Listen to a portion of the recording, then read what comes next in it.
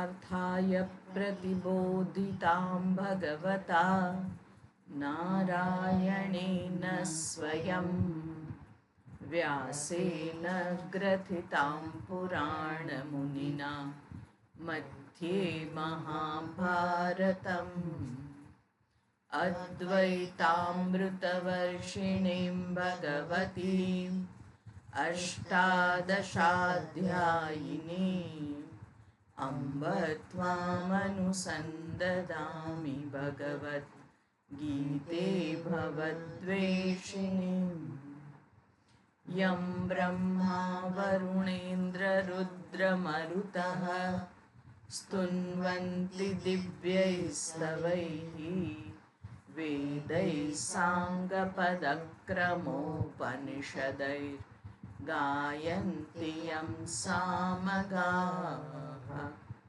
ध्यानावस्थिततद्गतेन मनसा पश्यन्ति यं योगिनः यस्यान्तन्न विदुःसुरासुरगणाः देवाय तस्मै नमः यस्यान्तन्न विदुःसुरासुरगणाः देवाय तस्मै नमः।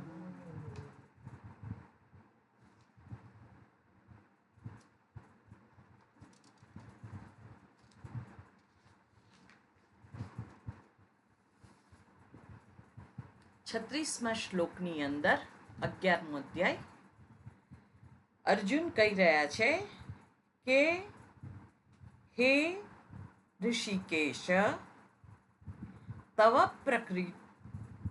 પ્રકીર્ત્યા જગત પ્રહૃષ્ય ઇતિ અનુરજ્યતે ચ તમારી કીર્તિનું મહિમાનું ગાન કરતા કરતા આ જગત પ્રહર્ષિત થાય છે અને અનુરજ્યતે તમને તમારામાં અનુરાગ કરે છે એટલે તમારી ભક્તિ કરે છે, તમને પ્રેમ કરે છે. એટલે અહીંયા આગળ કહે છે કે એ સાચું જ છે, એ સ્થાને જ છે. બરાબર ને? એ સ્થાને છે કે આપણે બધા ઈશ્વર તરફ જ પ્રીતિ કરીએ છીએ, એના તરફ જ ભક્તિ કરીએ છીએ અને ત્યાં જ આપણે આપણી ગતિ ઈચ્છીએ છીએ. એટલે અહીંયા આગળ કહે છે કે આ તમારી ભક્તિ કરે છે અને રક્ષાંસી ભીતાની દિશો દ્રવંતી સર્વે નમસ્યંતિ ચ સિદ્ધ સંઘા.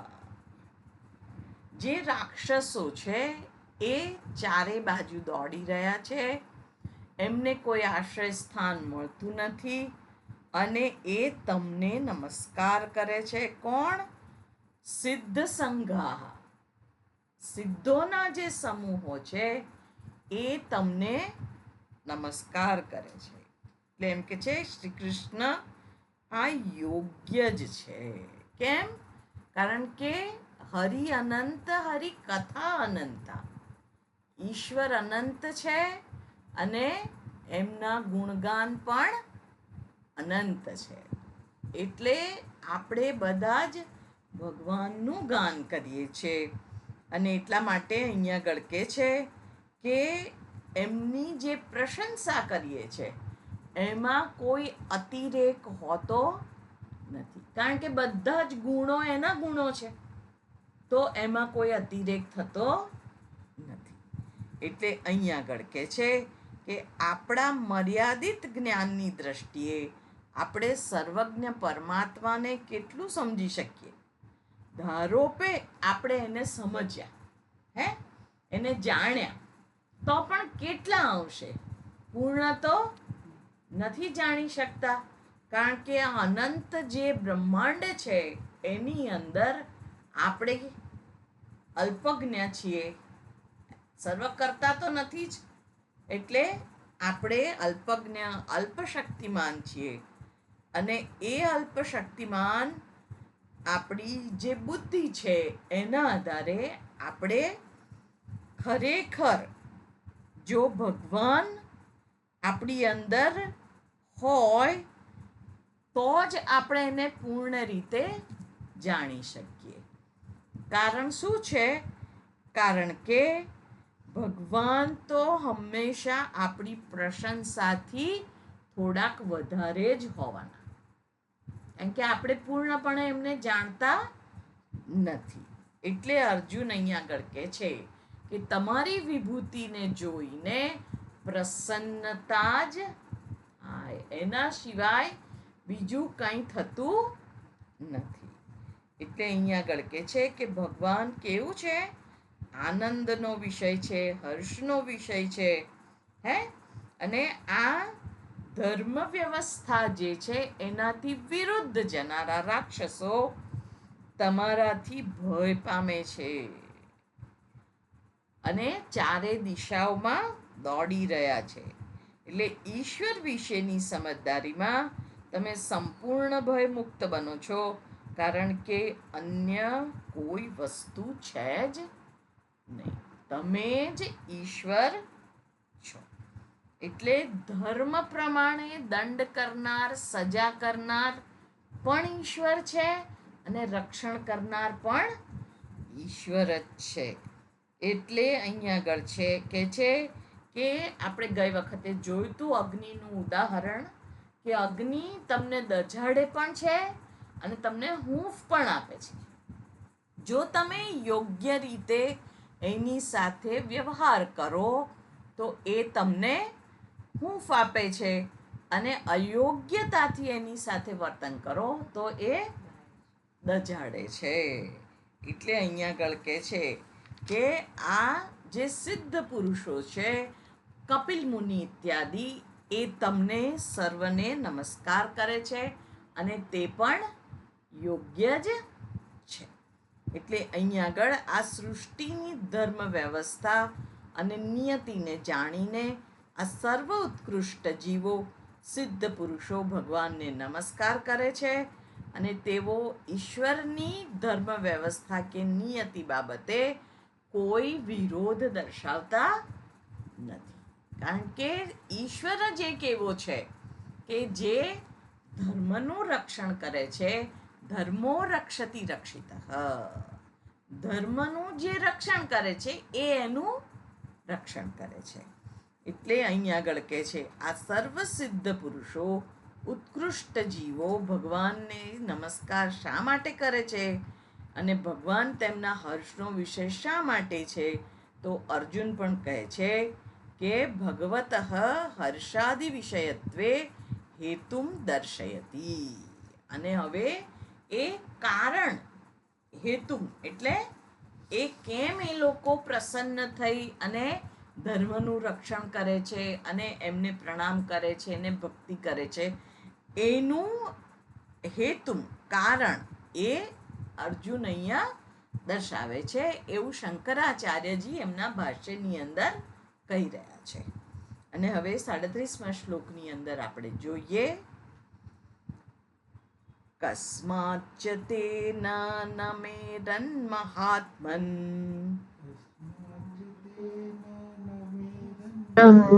મહાત્મન ગરીયસે બ્રહ્મણોપ્યાદિકર્ત્રે ગરીયસે બ્રહ્મણોऽપ્યાધિકર્ત્રે અનંત દેવેશ જગન્નિવાસ અનંત દેવે જગન્નિવાસ ત્વમક્ષરં સદસત્પરં યત ત્વમક્ષરં સત્તત્પરમયત્તत्. મહાત્મન, હે મહાત્મા, ઈશ્વર તેઓ ન નમેરન, ન નમસ્કાર કરે. કોણ? અનંત દેવેશ જગન્નિવાસ ગરીયસે બ્રહ્મણઃ અપિ આદિકર્ત્રે. ગરીયસે શ્રેષ્ઠ, કોણ? બ્રહ્મણઃ, બ્રહ્માજીના પણ મહાન આદિકર્ત્રે આદિકર્તા ને કસ્માત શા માટે ન નમસ્કાર કરે? નમસ્કાર કરે જ.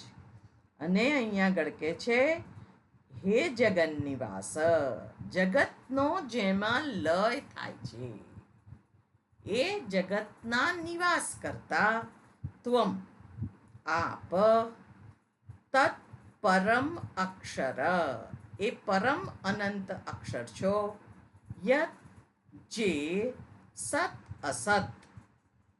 સત એટલે કાર્ય અને કારણ બંને. જે કારણ છે એની અસર કાર્યમાં હોય જ, આ સિદ્ધાંત છે. જેનાથી જે બનેલું છે એને કારણ કહેવાય, અને બીજું જે છે એને કાર્ય કહેવાય. એટલે અહીં આગળ કહે છે કે મહાત્મા ઈશ્વર તેઓ બ્રહ્માજીના પણ શ્રેષ્ઠ આદિ કરતા કારણ ને શા માટે નમસ્કાર ન કરે? કરે જ. ભગવતની અંદર આવે છે કે અહીં આગળ આપણે આ જે સૃષ્ટિની રચના થઈ છે એની અંદર ભગવાનના નાભિ કમળમાંથી બ્રહ્માજીની ઉત્પત્તિ થઈ, બરાબર ને?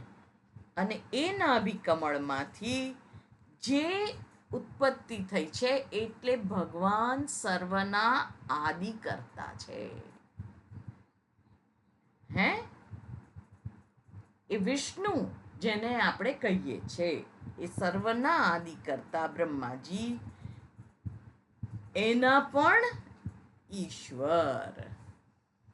એ બ્રહ્માજીથી પણ તમે શ્રેષ્ઠ એ કારણ સ્વરૂપ છો તમે. કારણ એટલે શું છે? જે કંઈ અહીંયા છે એ બધાનું કારણ, જેને આપણે ચૈતન્ય કહીએ છીએ. હે ચૈતન્ય બધાનું કારણ છે. એટલે અહીં આગળ કહે છે આપ અનંત દેવોના ઈશ્વર, જગતના નિવાસ, આપ પરમ અક્ષર છો જે કાર્ય અને કારણ બંને છે. સિદ્ધો પણ ઈશ્વરને નમસ્કાર કરે છે. એમાં અર્જુનને કોઈ આશ્ચર્ય ન થયું, કારણ કે તે ઈશ્વરને સર્વના કરતા બ્રહ્માજીથી પણ મહાન જુએ છે. અને તેથી જ આ પ્રશ્ન પૂછે છે. તેઓ બ્રહ્માજીથી પણ શ્રેષ્ઠ, સર્વના આદિ કરતા આપને શા માટે નમસ્કાર ન કરે? જ્યારે ભગવાન બ્રહ્માજી, ઇન્દ્ર ઇત્યાદિ દેવતાઓના પણ સર્જનહાર અને પાલનહાર છે, તે યોગ્ય જ છે. બરાબર? આપણે ભગવાનને જાણીએ છીએ કે આપણા બધાના પાલનહાર આ સૃષ્ટિની અંદર જે કંઈ સુવ્યવસ્થિત સંચાલન થઈ રહ્યું છે એના જે કર્તા છે એ કોણ છે? પરમેશ્વર છે. અને અહીં આગળ કે છે કે ભગવાન આ બધા જ દેવતાઓના સર્જનહાર છે, પાલનહાર છે, અને તે યોગ્ય જ છે કે તેમની વિભૂતિઓને જાણનારાઓ તેમને નમસ્કાર કરે, તેમનું શરણ ગ્રહણ કરે. શરણ ગ્રહણ કરવું એટલે આપણે એવું માની લઈએ છે કે માત્ર પગ સ્પર્શ કરવા, પણ આ માથું મૂકી દેવું. જે મારી આગવી વિચારસરણી છે એને ગુરુના શરણે ધરી દેવી, અને ત્યારે શાસ્ત્ર અને ગુરુનો અનુગ્રહ થાય છે. કારણ કે શું થાય? આપણે આપણા જ પૂર્વગ્રહને લઈને, આપણી જ માન્યતાઓને લઈને જ્યારે શાસ્ત્ર શ્રવણ કરીએ છીએ ત્યારે શાસ્ત્ર જે કહી રહ્યા છે એ મને નથી ખબર પડતી. એ મને મારી માન્યતા અનુસાર હું ગ્રહણ કરું છું. અને એ માન્યતા અનુસાર જ્યારે હું ગ્રહણ કરું ત્યારે શું થાય છે?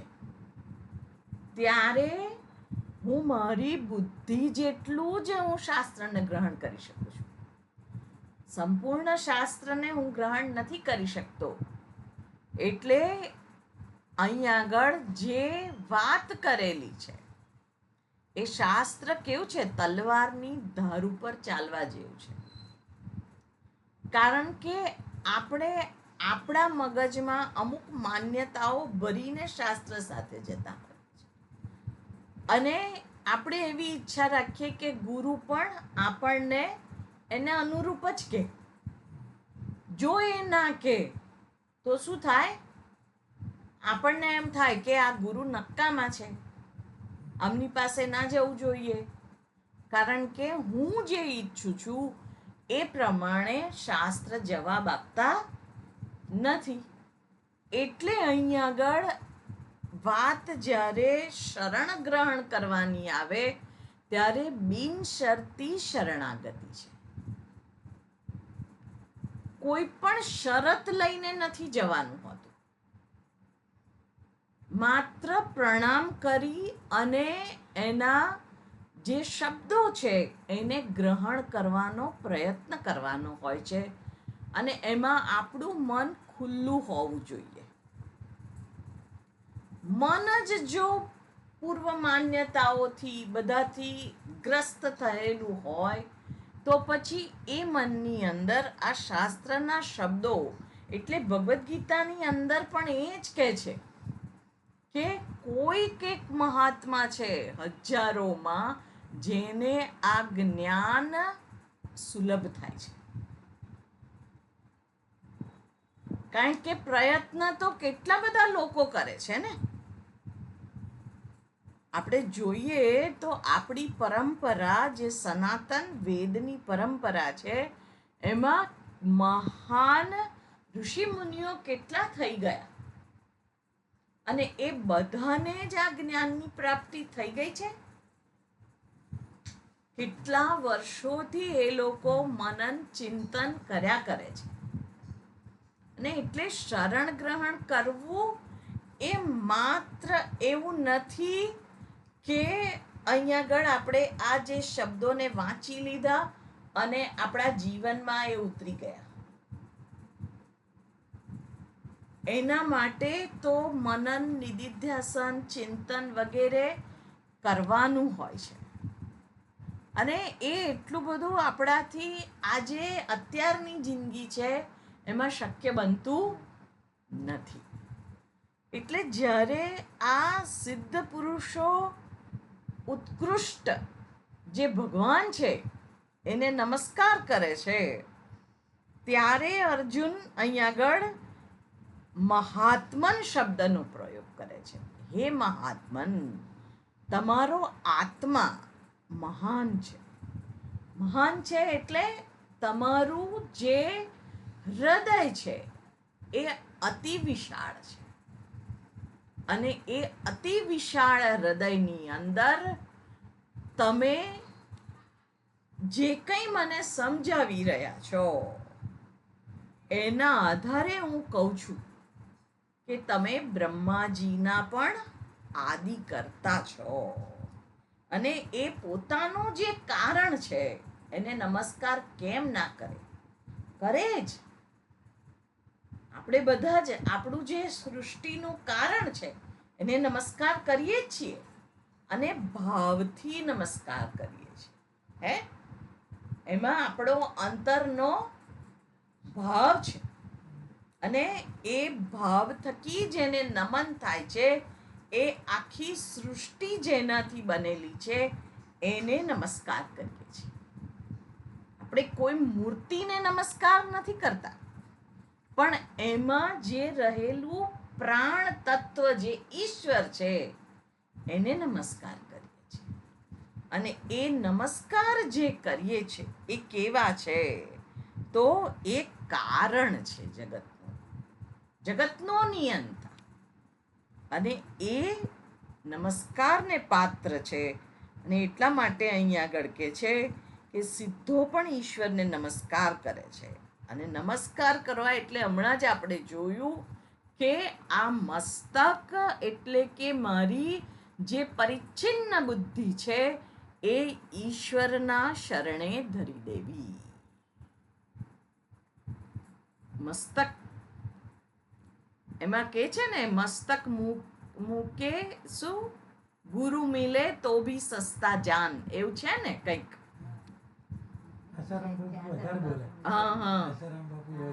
હા, એટલે એમ કે ગુરુ મળે આપણને, માથું મૂકી દેતા પણ ગુરુ મળે તો પણ એ આપણું માથું પણ એ કેવું છે કે સસ્તું કહેવાય. એ સોદો કેવો કહેવાય? સસ્તો કહેવાય, કારણ કે ગુરુ મળ્યા છે આપણને જીવનની અંદર. એટલે અહીંયા આગળ ઈશ્વર તો સર્વજ્ઞ છે, સર્વના ગુરુ છે. અને એટલા માટે અહીંયા આગળ કહે છે ઈશ્વરને સર્વના કરતા બ્રહ્માજીથી પણ મહાન જુએ છે. અને તેથી આ પ્રશ્ન પૂછે છે, તેઓ બ્રહ્માજીથી પણ શ્રેષ્ઠ અને સર્વના આદિ કરતા આપને શા માટે નમસ્કાર ન કરે? જ્યારે ભગવાન બ્રહ્માજી, ઇન્દ્ર ઇત્યાદિ દેવતાઓના પણ સર્જનહાર અને પાલનહાર છે, તો તે યોગ્ય જ છે. કારણ કે તેમની વિભૂતિઓને જાણનારા જ તેમને નમસ્કાર કરે છે, તેમનું શરણ ગ્રહણ કરે છે. અન્ય શબ્દોમાં કહીએ તો પરમાત્મા અંતિમ અને પરમ શરણ છે. અંતિમ શરણ છે અને પરમ શરણ છે. મીરાબાઈએ બધું જ છોડ્યું, હે,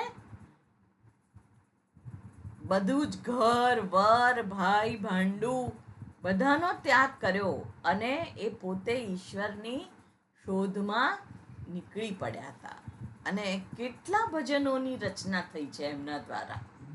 તો એની અંદર એ લખતા નહોતા. આપણે જે રીતે યાદ કરીએ કે આજે પ્રવચનમાં શું કહ્યું ને પછી નોટ લખીએ, એ રીતે લખતા નહોતા. એમના દ્વારા લખાઈ ગયેલું છે.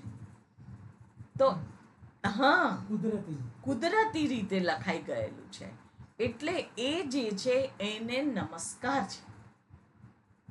અને એ એના પણ આદિ કરતા છે, એક કારણ છે સર્વનું. એટલે એ અંતિમ શરણ છે, પરમ શરણ છે. એટલે અહીં આગળ શું છે કે આ સર્વનું અંતિમ શરણ શું છે? ઈશ્વર છે. અને મીરાબાઈ એ જ ગાતા રહ્યા જીવનભર. એટલે અહીં આગળ કે છે, પોતાની સિદ્ધિઓને ઈશ્વરની વિભૂતિ જોઈને વ્યક્તિ વસ્તુનિષ્ઠ બને છે અને પોતાના જીવનમાં વૈરાગ્ય કેળવે છે. બહુ સુંદર વાત કરી છે.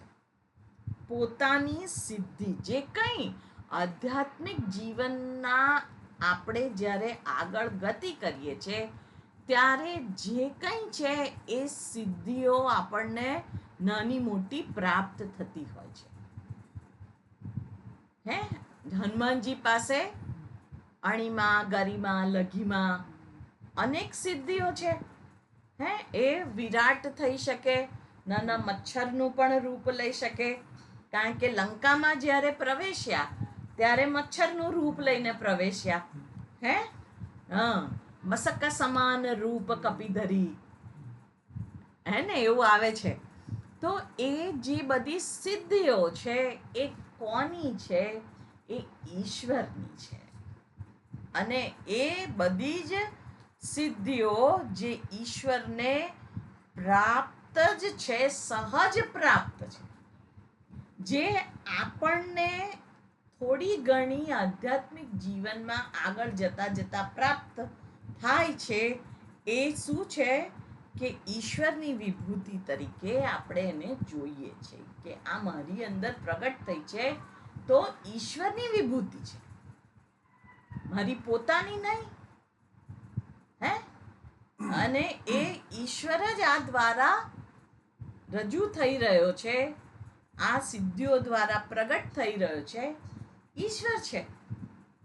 હે, અને આ જે વ્યક્તિ છે એ શું છે? વસ્તુનિષ્ઠ બને છે. વસ્તુ એટલે અહીંયા આગળ એક જ છે, સત્ય, જેને ચૈતન્ય કહીએ છીએ. એ વસ્તુનિષ્ઠ છે અને પોતાના જીવનમાં એ વૈરાગ્ય કેળવે છે. વૈરાગ્ય એટલે હળે હળે નહીં. વૈરાગ્ય એટલે જે છે એના વેલ્યુ પ્રમાણે એનું જ્ઞાન, એ વૈરાગ્ય છે. જેવું છે એવું જ જ્ઞાન. દાખલા તરીકે આ એક વસ્તુ છે, તો વસ્તુનો ઉપયોગ છે, એનું જ્ઞાન કે ભાઈ આને આવી રીતે ઉપયોગ થાય છે. હવે એને જેણે બનાવ્યો છે, એની અંદર જે બધું ગોઠવેલું છે, એને એનું સંપૂર્ણ જ્ઞાન હોય. આપણને હોય નહીં. આપણે કેવી રીતે એનો ઉપયોગ કરવો એવું થોડું ઘણું જાણી શકીએ, પણ એને બનાવી શકીએ નહીં. ઘડિયાળ જે છે એની અંદર બધા જ ભાગ નાના મોટા એ યોગ્ય સ્થાને ગોઠવાયેલા છે.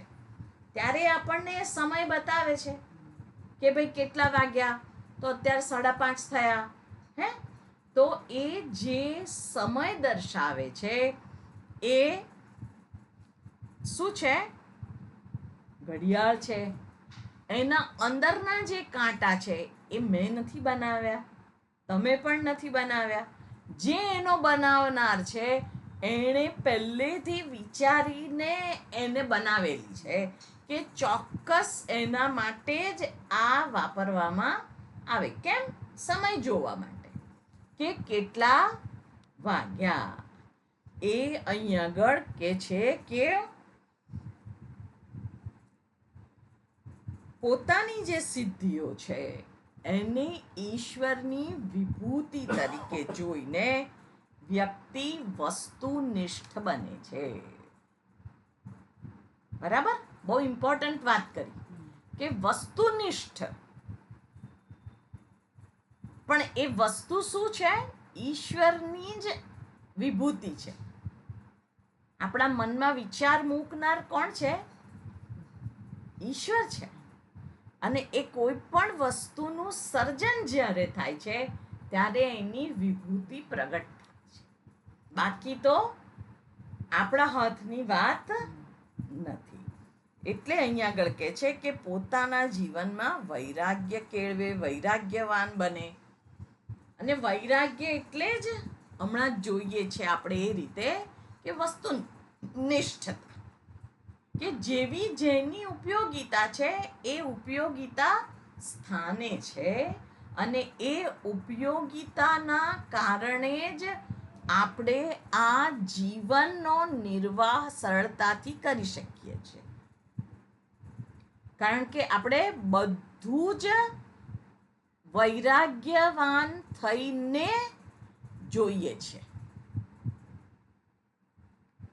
ઓબ્જેક્ટિવિટી, વસ્તુનિષ્ઠતા એટલે ઓબ્જેક્ટિવિટી. અને આ ટેબલ છે, આ બારણું છે, એ વસ્તુ છે.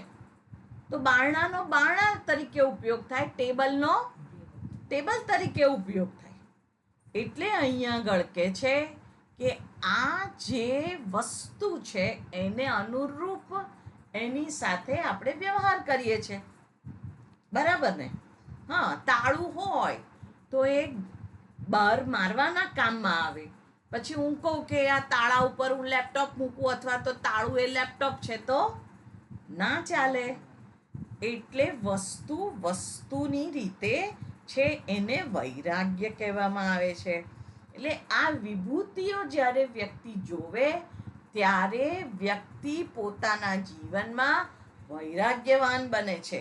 અને એ વૈરાગ્યવાનનો પણ અહંકાર છે, પણ બહુ પાતળો અહંકાર છે. પેલાનો અહંકાર કેવો છે? જે અજ્ઞાની છે એનો, એ થોડો આમ કેવો જડ જેવો હોય કે આ હું નહીં છોડું, એ એનો પોતાનો અહંકાર છે ને. પણ જે વૈરાગ્યવાન છે, જેણે ઈશ્વરનો જીવનમાં સ્વીકાર કર્યો છે, એ શું કહેશે કે હા પ્રભુ, તમે જેમ કહો એવું. એટલે એ જે અહંકાર છે એ આ જગત અને જીવ, મારી પોતાની અને આ જગતની, એની જે સંવાદિતતા છે એમાં કોઈ વિસંવાદ ઊભો કરતો નથી. એ બધું કેવું છે? સંવાદિતતા પૂર્વકનું છે. એટલે એમાં કોઈ વિસંવાદ ઊભો થતો નથી. એટલે અહીંયા આગળ કહે છે આ જગત પણ ઈશ્વરની જ વિભૂતિ છે અને આ જે શરણાગતિ છે એ જ યોગ છે. યોગ કોને કયો અહીંયા આગળ? શરણાગતિને યોગ કયો. પેલો અષ્ટાંગ યોગ વાળો યોગ જુદો છે, કર્મયોગ વાળો યોગ જુદો છે, ભક્તિ યોગ વાળો યોગ જુદો છે. પણ એ બધાને ભેગા કરીએ અને આપણે જે જીવનમાં અપનાવીએ છીએ એ કેવું છે? તો એ જગત જે ઈશ્વરની વિભૂતિ છે એ રીતે આપણે જોઈએ છે, એ પણ યોગ છે. એટલે અહીંયા આગળ કહે છે કે આ જગત પણ ઈશ્વરની વિભૂતિ છે, એ શરણાગતિ છે, એ યોગ છે. અહંકારની સંપૂર્ણ શરણાગતિ તો એ ઐક્યના જ્ઞાનથી ઉદય થાય છે. ઐક્યના જ્ઞાનથી આ શરણાગતિ ઉદય થાય છે. સર્વમાં હું સમ છું, સમોહમ સર્વભૂતેષુ, ન મે દ્વેષ્યોસ્તિ ન પ્રિય. હું બધા જ ભૂતો ભવંતી તિ ભૂતાની, બધા જ ભૂતોમાં હું સમ છું. હું કોઈના માટે દ્વેષ પણ નથી કરતો, કોઈને રાગ પણ નથી કરતો. એટલે એ જે વાક્યો એ જીવ અને ઈશ્વરનું ઐક્ય પ્રગટ કરવામાં આવ્યું છે. અહીંયા આગળ જ્ઞાન અને શરણાગતિ એક જ છે. અને એટલા માટે ભગવાને કહ્યું છે કે જ્ઞાની તું આત્મૈવ મે મતમ. જ્ઞાની એ તો મારો આત્મા છે. ચતુર્વિધા ભજન્તે મામ જના સુકૃતિનો અર્જુન, આર્તો જિજ્ઞાસુરર્થાર્થી જ્ઞાની ચ ભરતર્ષભ. હે ભરતર્ષભ, ભરત કુળની અંદર એ આગળ જુદો તરી આવે એવો છે. એટલે એને વૃષભ. કોણ છે તું? તું મહાવીર છે અને આગળ જુદો તરી આવે એવો છે. એટલે હે ભરતર્ષભ, અહીંયા આગળ જ્ઞાની તું આત્મૈવ મે મતમ. ચતુર્વિધા, 4 પ્રકારના મારા ભક્તો છે. અને એ શું છે? તો ચતુર્વિધા ભજન્તે મામ જનાઃ સુકૃતિનઃ. હે અર્જુન, અર્જુન 4 પ્રકારના. કયા? આર્તઃ, જિજ્ઞાસુ, અર્થાર્થી અને છેલ્લા જ્ઞાની. આર્ત ભક્ત છે, જે આર્ત રૂપે ભગવાનના શરણે જાય છે. ત્રાહિમામ પાહિમામ. હે ભગવાન, હું શું કરું મને ખબર પડતી નથી, મારી આ દશા થઈ છે, તો તમે મને ઉગારો. આર્ત ભક્ત છે. મીરાબાઈ, દ્રૌપદીજી આર્ત ભક્ત. એ આર્ત હૃદય ભગવાનની પાસે જાય છે. અને પછી શું કે છે? જે નરસિંહ મહેતા છે એ અર્થાર્થી ભક્ત છે. મારી હુંડી સ્વીકારો મહારાજ રે શામળા ગિરધારી. હે, મારી હુંડી શામળી આને હાથ રે ગિરધારી. એટલે એ જે છે એ કોણ છે? એ અર્થાર્થી ભક્ત છે. એટલે અહીંયા આગળ કે છે કે આર્તો અર્થાર્થી જિજ્ઞાસુ. જે અર્જુન છે અહીંયા આગળ, એ જિજ્ઞાસા ભગવાનને કહે છે ને કે હું તમારે શરણે આવ્યો છું, તમે મારી ઉપર શાસન કરો. એટલે એ શું છે? એ પ્રભુ જે છે એ જ શાસન કરતા છે, અને એટલા માટે એ જિજ્ઞાસુ ભક્ત છે. અને હવે જ્ઞાની જ્ઞાની એ તો મારો આત્મા છે, એટલે કે હું જે છું એ સ્વરૂપે હું જ છું એ રીતે પ્રગટ થયેલા છે. એટલે અહીંયા આગળ ભગવાને કહ્યું કે ચોથા પ્રકારનો ભક્ત જ્ઞાની એમનો આત્મા છે.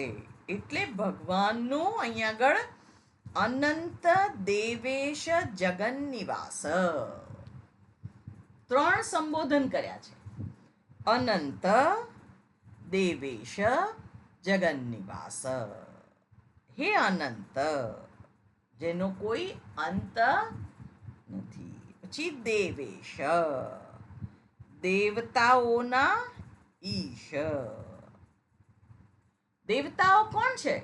ઉત્કૃષ્ટ યોની છે, અને ઉત્કૃષ્ટ યોનીના પણ નિયંતા, એ જગતના નિયંતા છે.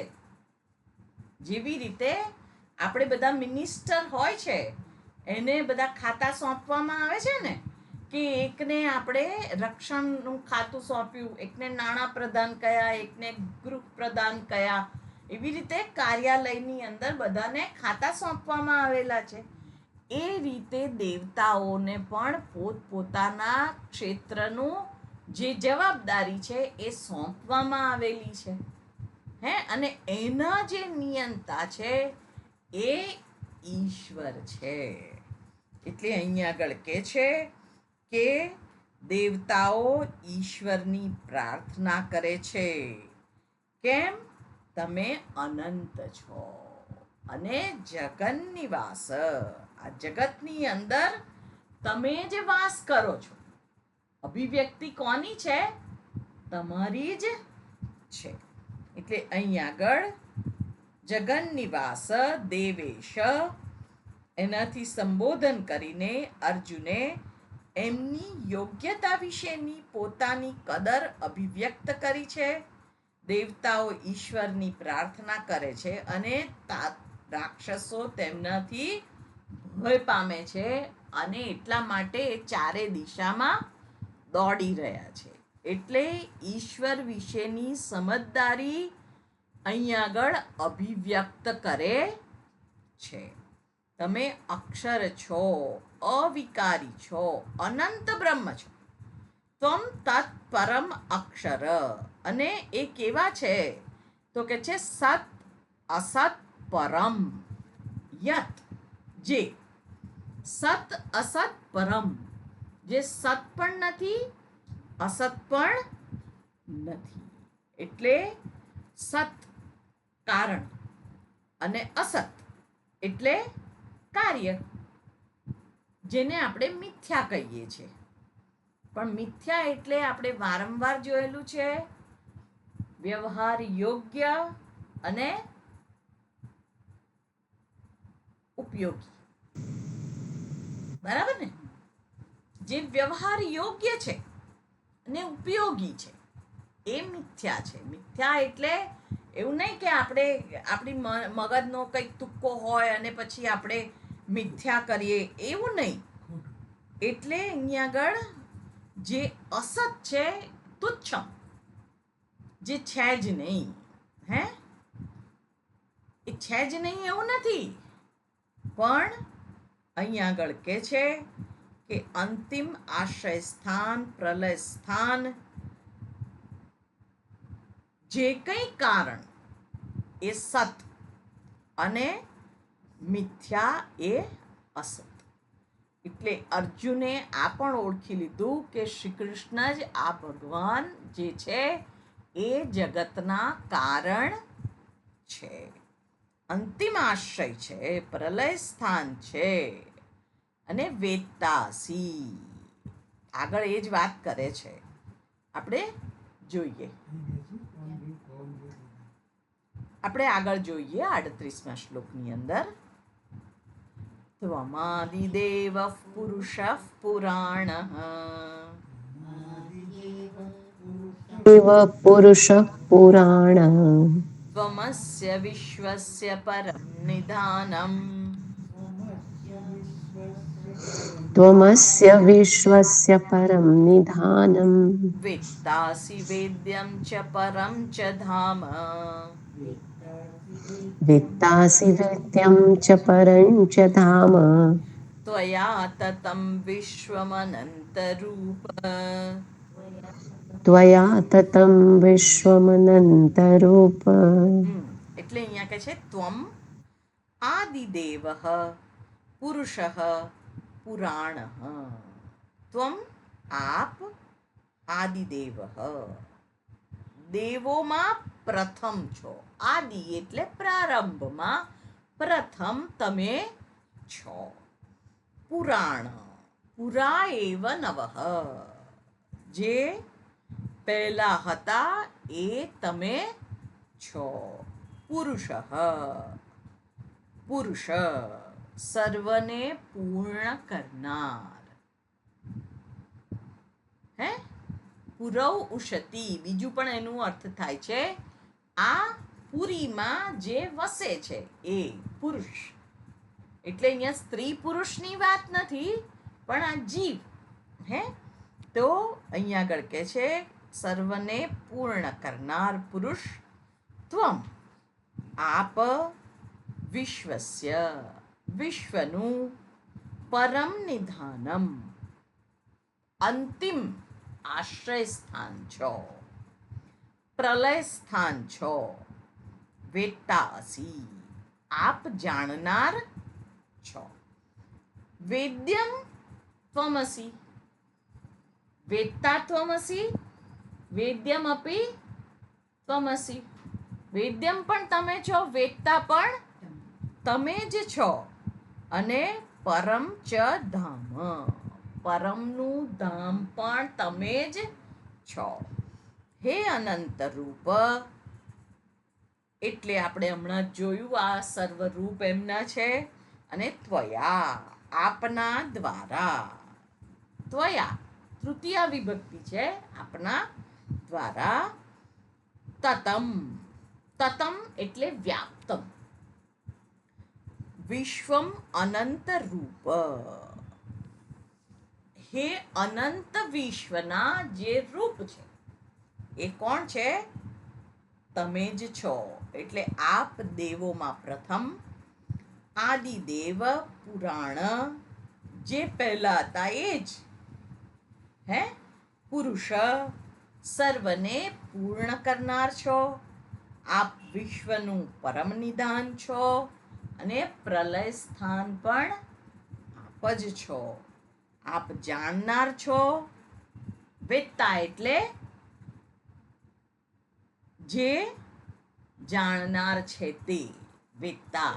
અને વેદ્યમ એટલે જે જાણવા યોગ્ય છે.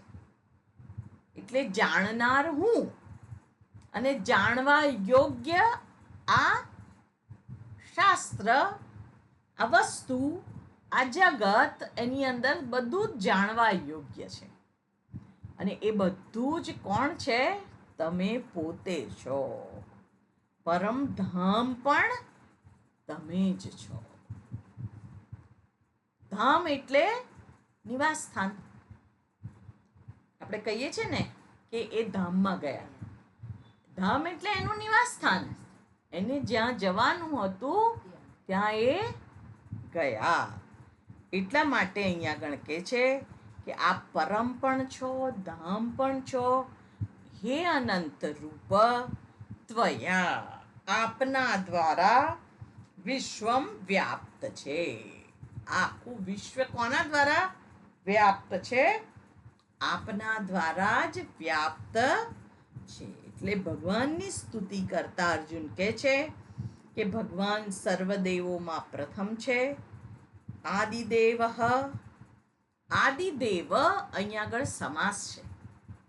અને એ સમાસ અહીંયા આગળ કહે છે આદિ ચ અસૌ ચ દેવ આદિદેવ.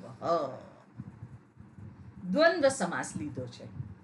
જેવી રીતે રામ લક્ષ્મણો, રામ અને લક્ષ્મણ પણ અહીંયા આગળ એક જ વ્યક્તિને ઉદ્દેશીને છે. એટલે અહીંયા આગળ કહે છે કે જે આદિ છે એ જ દેવ છે. અહીંયા આગળ રામ અને લક્ષ્મણ બે છે, અહીંયા આગળ કે છે આદિ છે એ જ દેવ છે. એટલે જે આદિ ચ અસૌ દેવ ચ આદિદેવ, એ જગતના કારણ તરીકે પ્રારંભમાં હતા તથા તેઓ સર્વજ્ઞ સ્વપ્રકાશ છે અને તેથી દેવ પણ કહેવાય છે. આપણામાં રુદ્ર દેવતા છે, વરુણ દેવતા છે, ઇન્દ્ર દેવતા છે, અગ્નિ દેવતા છે, બધા જ દેવતાઓ છે. પણ આ દેવતાઓના પણ પરમ નિધાન ભગવાન શ્રી કૃષ્ણને અર્જુન કહી રહ્યા છે.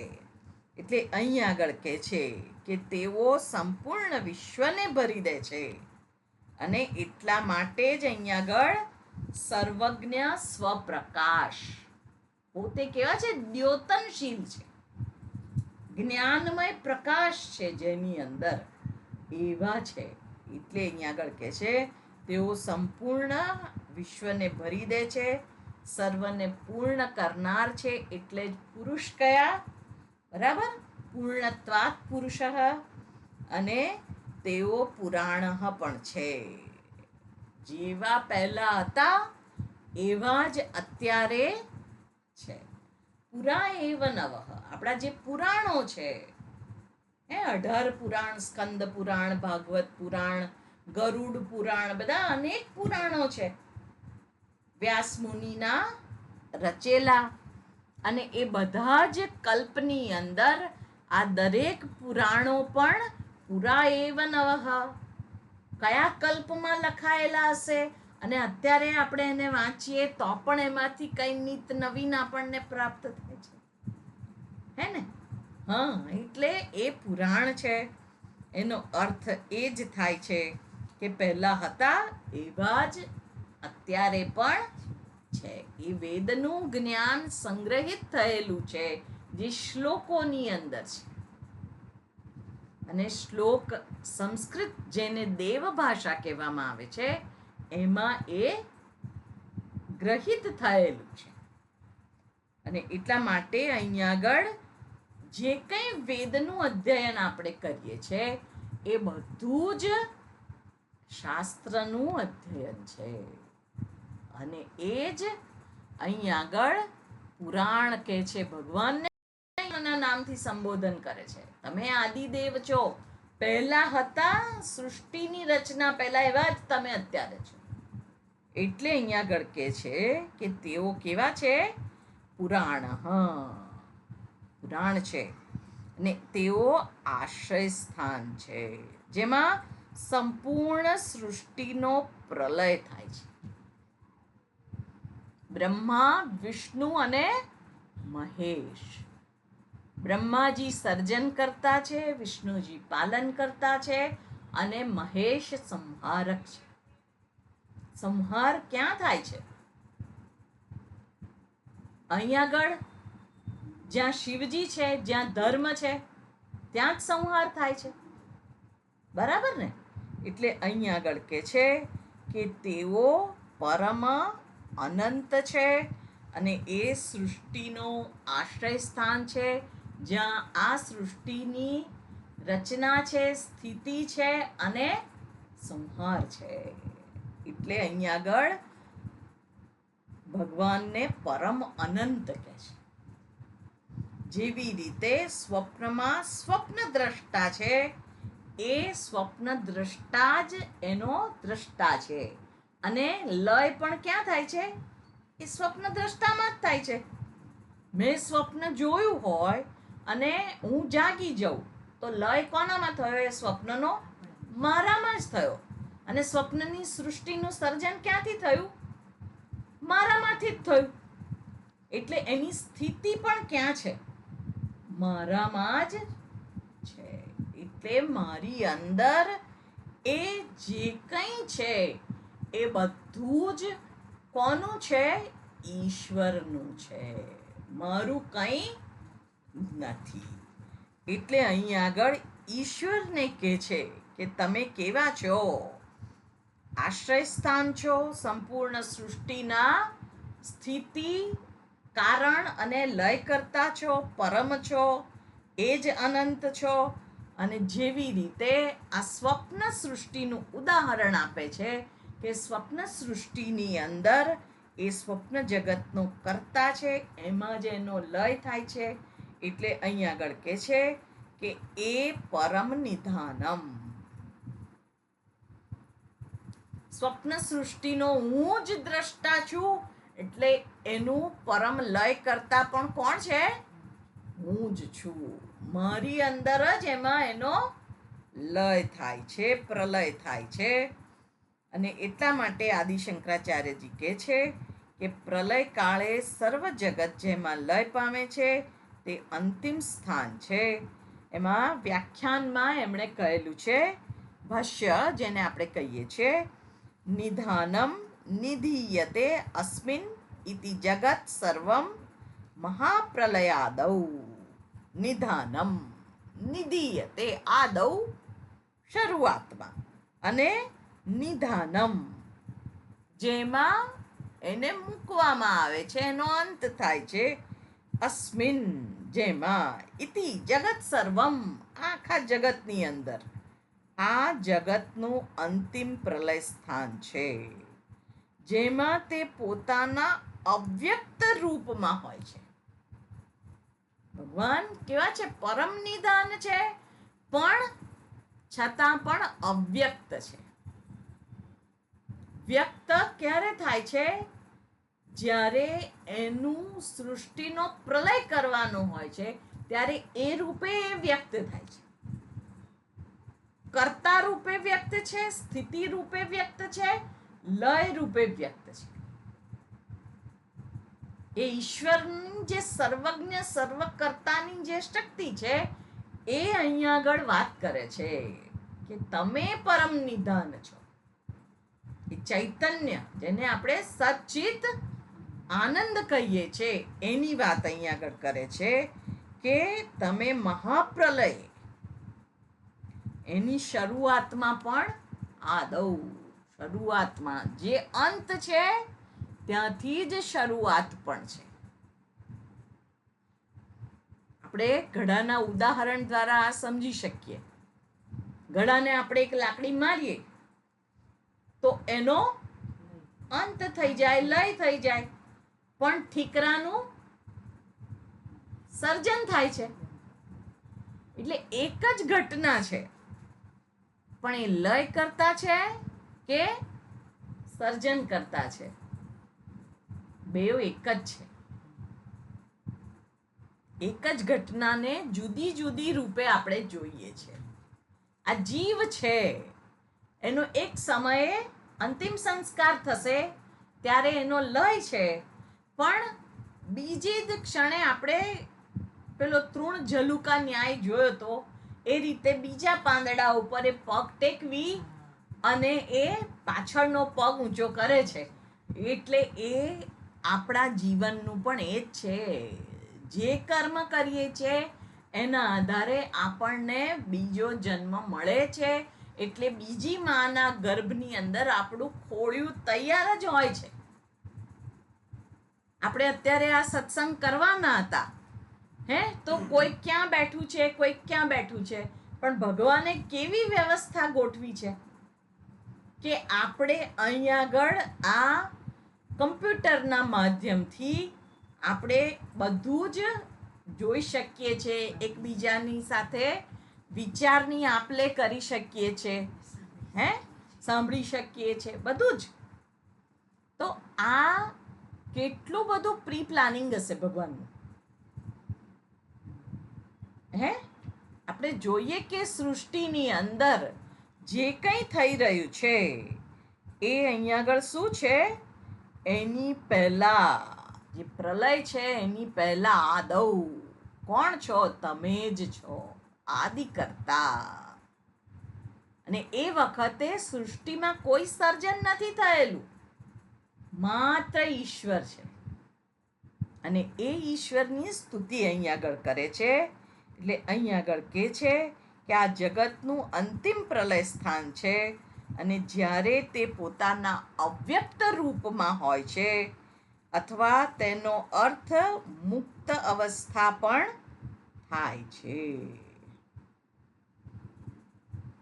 જે સિદ્ધોને પ્રાપ્ત છે, જીવન મુક્તિની અવસ્થા જે સિદ્ધ મુનિઓને પ્રાપ્ત છે, જીવન મુક્તિની અવસ્થા અથવા વિદેહ મુક્તિની અવસ્થા એ સ્થાન જ્યાં જીવનો લય થઈ જાય છે. કારણ કે આ જીવત્વ મિથ્યા છે. અત્યારે હું આ જીવ રૂપે છું, હે, ભવિષ્યમાં બીજા જીવ રૂપે પણ હોઈ શકું.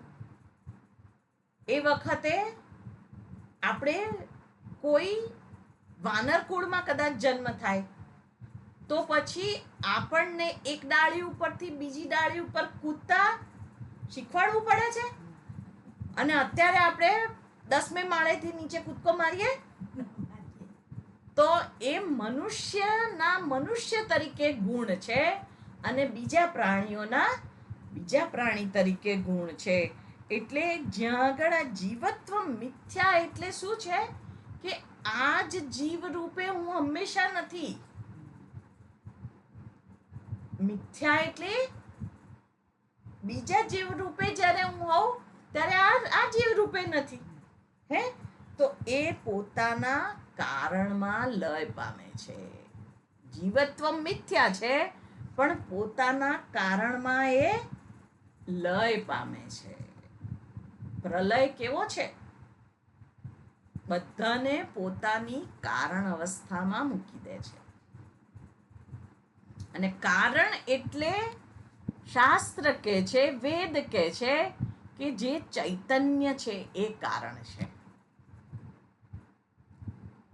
બીજા બધા ધર્મોની અંદર ઘણી બધી વાત કરેલી છે પ્રલય વિશે, મુક્તિ વિશે, હે, પણ એ મને એનું બહુ જ્ઞાન નથી. મેં ખાલી વેદાંતનો અભ્યાસ કરેલો એટલે મને એના સિવાય બીજામાં બહુ શાસ્ત્રમાં આપણે ખબર નહીં પડે. એટલે હું ખાલી આપણા શાસ્ત્ર જે ભગવદ્ ગીતા કહે છે એના આધારે હું વાત કરું છું કે આ જે જીવનો લય થઈ જાય છે એ જીવત્વમ છે એ મિથ્યા છે અને પોતાના કારણમાં લય પામે છે. અને કારણ એટલે જ પરબ્રહ્મ પરમાત્મા સચ્ચિદાનંદ સ્વરૂપ, જેને સચ્ચિત આનંદ કહે છે, નિત્ય શુદ્ધ બુદ્ધ મુક્ત પણ કહે છે, એમાં જ લય પામે છે. અને તમે કેવા છો? વેત્તા અસી, સર્વને જાણનારા તમે છો. અને વેદ્યમ, તમે જાણવા યોગ્ય પણ તમે જ છો. અને એ વિશેષ આપણે આવતી વખતે આ ટોપિક જોઈશું, કારણ કે આ ટોપિક અત્યારે પતશે નહીં. એટલે ઓમ પૂર્ણમદ પૂર્ણમિદમ પૂર્ણાત પૂર્ણમુદચ્યતે પૂર્ણસ્ય પૂર્ણમાદાય પૂર્ણમેવાવશિષ્યતે. ઓમ શાંતિ શાંતિ શાંતિ. હરિ ઓમ. શ્રી ગુરુભ્યો નમઃ. હરિ ઓમ.